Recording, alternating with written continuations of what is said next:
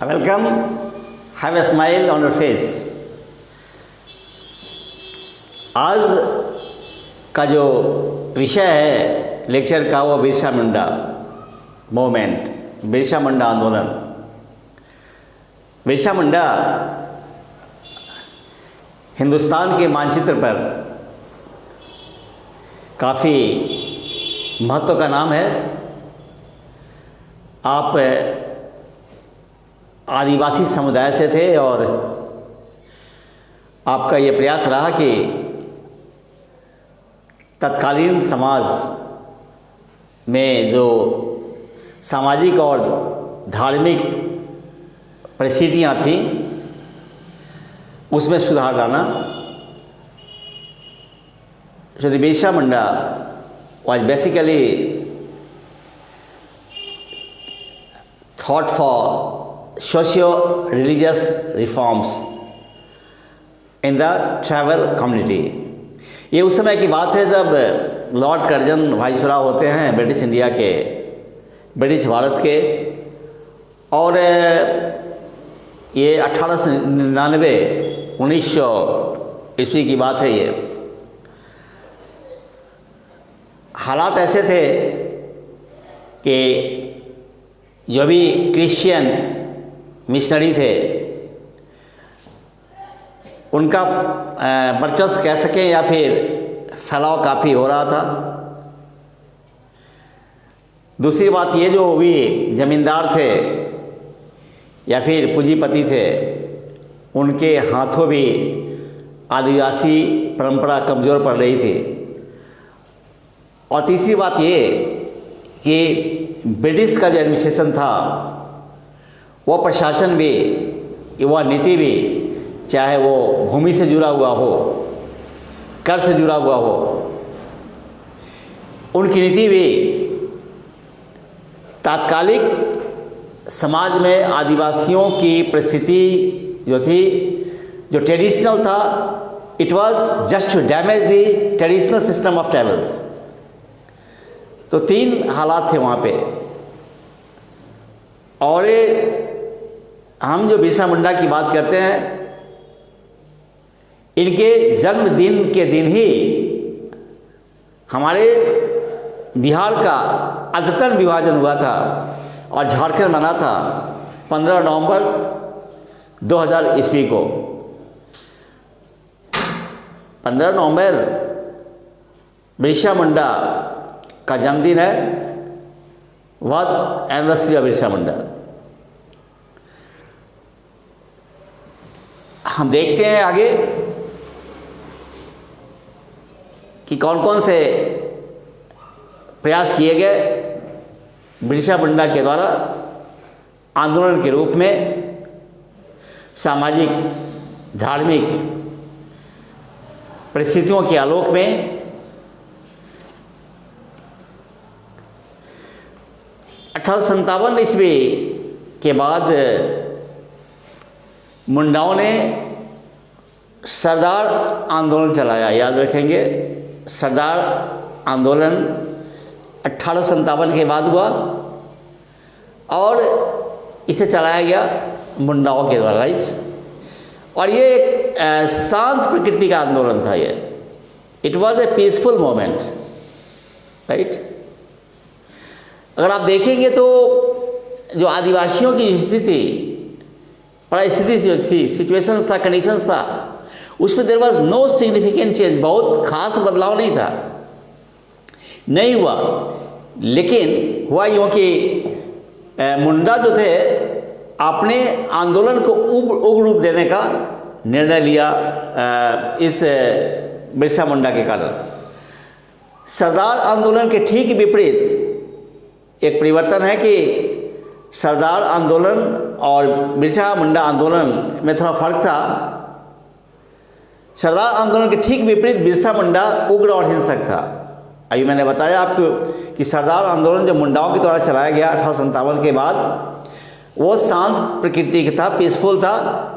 लेकिन बिरसा मुंडा का जो आंदोलन था वो उग्र और हिंसक था। याद रखेंगे, ये point of difference between the two, ये बहुत ज़रूरी याद रखना।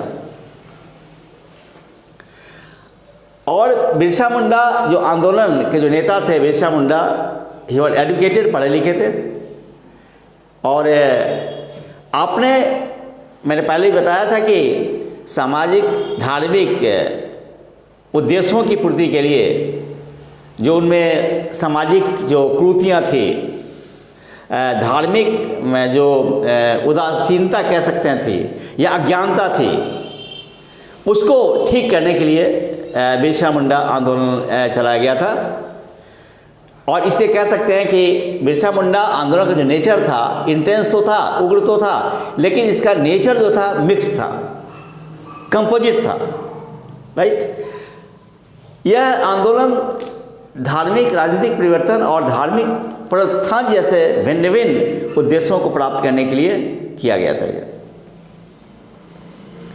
अब आते हैं हम आर्थिक के उद्देश्य पे कि हमारा इकोनॉमिक पॉइंट क्या था बिरसा मुंडा मूवमेंट का। तो ये क्या था कि बिरसा आंदोलन का आर्थिक उद्देश्य यह था, दीकू जमींदारों, गैर आदिवासी जमींदार, याद रखेंगे, गैर आदिवासी जमींदारों को क्या बोलते थे? दीकू जमींदार। दीकू जमींदार द्वारा हथियाए गए आदिवासियों की कर मुक्ति भूमि की वापसी, राइट, कर मुक्त भूमि की वापसी, जिसके लिए आदिवासी लंबे समय से संघर्ष करते आ रहे थे। मुंडा समुदाय सरकार से न्याय पाने में असमर्थ रहे थे। इस असमर्थता से तंग आकर उन्होंने अंग्रेजी राज को समाप्त करने और मुंडा राज की स्थापना करने का निर्णय लिया। वे सभी ब्रिटिश अधिकारियों और ईसाई मिशनरियों को अपने क्षेत्र से बाहर निकाल देना चाहते थे। बिरसा मुंडा ने एक नए धर्म का सहारा लेकर मुंडाओं को संगठित किया। उनके नेतृत्व में मुंडाओं ने 1899 और 1900 के ईस्वी में विद्रोह किया। और आपको पता है कि बिरसा मुंडा आंदोलन को उलगुलान आंदोलन भी बोलते हैं, राइट। और यही बता दूं कि बिरसा मुंडा को अर्थ फादर भी बोला जाता है। अर्थ फादर, पृथ्वी का अब्बा। बिरसा मुंडा के नेतृत्व को देखें हम। बिरसा मुंडा आदिवासियों की दयनीय हालात को देखकर उन्हें जमींदारों और ठेकेदारों के अत्याचार से मुक्ति दिलाना चाहते थे। बिरसा मुंडा ने अनुभव किया था कि शांतिपूर्ण तरीके से आंदोलन चलाने का परिणाम कोई खास नहीं आता, बल्कि वो क्या है कि व्यर्थ जाता। इसलिए उन्होंने इस आंदोलन को उग्र बनाने के लिए अधिक से अधिक 9 युवकों को संगठित किया, right. Youngsters were united, their energy were used. जो हमारे युवा वर्ग थे उनकी ऊर्जा का इस्तेमाल किया गया था, उनको संगठित किया गया, उनको आंदोलन के लिए प्रेरित किया गया, एकजुटता उनके बीच में लाई गई। ओके, मुंडाओं ने उन्हें अपना भगवान मान लिया।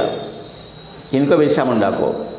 उनका प्रत्येक शब्द मुंडाओं के लिए मानो ब्रह्म वाक्य बन गया। वो बिरसा मुंडा ने घोषणा की कि कोई भी सरकार को कर नहीं दे। अनाउंस किया बिरसा मुंडा ने कि कोई भी जो होगा वो टैक्स नहीं देगा।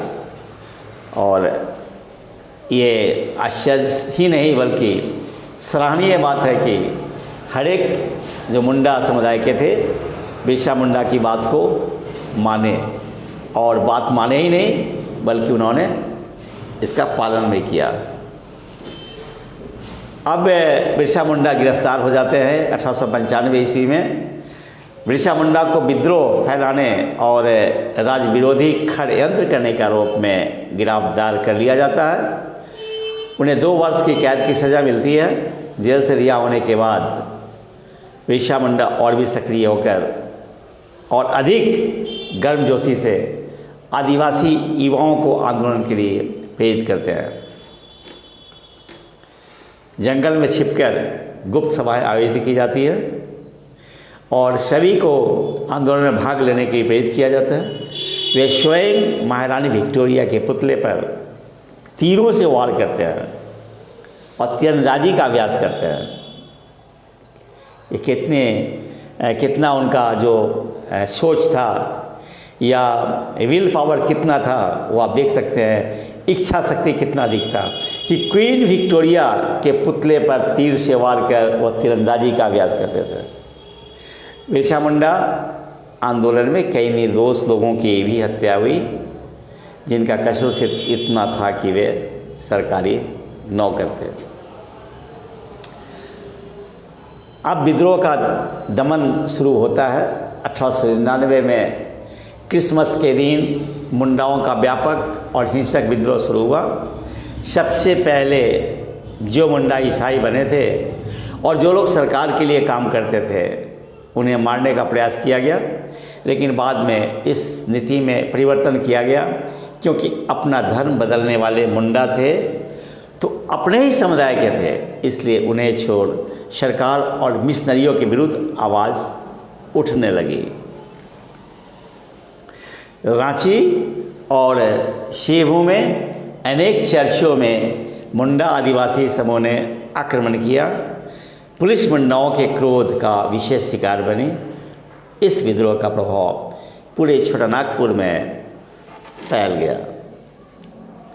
चिंतित होकर सरकार ने इस विद्रोह का दमन करने का निर्णय लिया। सरकार ने पुलिस और सेना की सहायता ली। मुंडाओं ने छापामार युद्ध का सहारा लेकर पुलिस और सेना का सामना किया, परंतु बंदूक के सामने तीर धनुष कमज़ोर पड़ गया और भला तीर धनुष बंदूक के सामने कब तक टिकती। फरवरी 1900 ईस्वी में बिरसा एक बार पुनः गिरफ्तार कर लिए गए। उनको रांची जेल में रखा गया। उन पर सरकार ने राजद्रोह का मुकदमा चलाया। मुकदमे के दौरान ही बिरसा मुंडा को हैज़ा हो गया और 9 जून 1900 ईस्वी को उन्होंने अपना प्राण त्याग दिया। यहाँ भी प्रारंभिक परीक्षा के लिए प्रश्न बनते हैं कि जब 1900 ईस्वी में बिरसा मुंडा को गिरफ्तार किया गया तो किस जेल में रखा गया, तो याद रखेंगे रांची। और उनकी मृत्यु क्यों हुई, हैजा से हुई, कहाँ पे हुई, जेल में हुई, कितने तारीख को, 9 जून 1900 ईस्वी। याद रखेंगे, ये तिथि जो है, डेट्स आर वेरी इंपॉर्टेंट। अब देखें एक नज़र परिणाम पर। बिरसा की मृत्यु के बाद बिरसा मुंडा आंदोलन शिथिल पड़ गया। स्वाभाविक है, नेता नहीं रहे। बिरसा के 3 प्रमुख सहयोगियों को फांसी की सज़ा दी गई। अनेक मुंडाओं को जेल में ठूस दिया गया। परिणाम स्वरूप बिरसा मुंडा आंदोलन विफल हो गया। आदिवासियों को इस आंदोलन से तत्काल कोई लाभ प्राप्त नहीं हुआ, लेकिन सरकार को उनकी गंभीर स्थिति पर विचार करने के लिए विवश होना पड़ा। आदिवासियों की ज़मीन का सर्वे करवाया गया और यहाँ पे ख़ास बात यह है कि 1908 में ही छोटानागपुर काश्तकारी कानून, जिसे हम छोटानागपुर टेनेंसी एक्ट 1908 कहते हैं, पारित हुआ। यहाँ भी एक प्रश्न बनता है कि छोटानागपुर टेनेंसी एक्ट कब पारित हुआ, तो 1908 में, राइट। मुंडाओं को ज़मीन संबंधित कई अधिकार दिए गए और बेकारी से उन्हें मुक्ति मिली। मुंडा समुदाय आज भी बिरसा को अपना भगवान मानते हैं। इस प्रकार आपने देखा कि बिरसा मुंडा आंदोलन, जिसे उलगुना आंदोलन भी बोलते हैं, और यह है लॉर्ड कर्जन जो वाइसरॉय थे ब्रिटिश भारत के, उनके समय में 1899 और 1900 में शुरू हुआ। बिरसा मुंडा के जन्मदिन पे ही हमारा बिहार का फिर विभाजन हुआ और 15 नवंबर 2000 को नया राज्य झारखंड हिंदुस्तान के मानचित्र पे आया। बिरसा मुंडा हमारे बीच तो नहीं है, पर उन्होंने काफ़ी प्रयास किया तात्कालीन समाज में आदिवासियों के बीच जो भी सामाजिक धार्मिक समस्याएं थीं वो दूर हो सके और काफ़ी हद तक बिरसा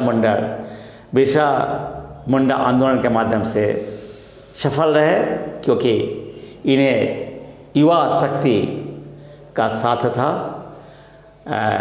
ब्रिटिश सरकार ही भारत में सोचने के लिए बाध्य हो गई कि हमें छोटा आदिवासियों की जो समस्या है उसे देखना है, उसे दूर करना है, और पारित हुआ छोटानागपुर टेनेंसी एक्ट 1908। काफ़ी अधिकार आदिवासियों को दिए गए।